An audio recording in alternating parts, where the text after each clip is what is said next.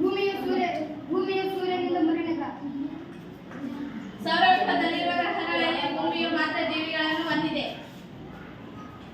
ಭೂಮಿಯು ಎಲ್ಲ ಬಗೆಯ ಜೀವಿಗಳಿಗೆ ವಾಸದ ಸ್ಥಾನವಾಗಿದೆ. ಭೂಮಿಯ ಮೇಲೆ ಸಸ್ಯಗಳು, ಪ್ರಾಣಿಗಳು ಮತ್ತು ಮಾನವ ಜೀವಿಗಳಿವೆ. ಸೂರ್ಯನ ಪರಿವಾರದಲ್ಲಿ ಭೂಮಿಯು 5ನೇ ದೊಡ್ಡ ಗ್ರಹ. ಭೂಮಿಯನ್ನು ಜೀವಂತ ಗ್ರಹ, ವಿಶಿಷ್ಟ ಗ್ರಹ, ಜಲಾನುಭೂತ ಗ್ರಹ, ನೀಲಿ ಗ್ರಹ ಎಂದು ಹೀಗೆ ವಿವಿಧ ಹೆಸರುಗಳಿಂದ ಕರೆಯಲಾಗಿದೆ. ಭೂಮಿಯ ಒಟ್ಟು ಭೌಗೋಳಿಕ ಕ್ಷೇತ್ರವು 510 ದಶಲಕ್ಷ ಚದುರ ಕಿಲೋಮೀಟರ್. ಸೂರ್ಯನಿಗಿಂತ 107 ಚಿಕ್ಕದಾಗಿದೆ.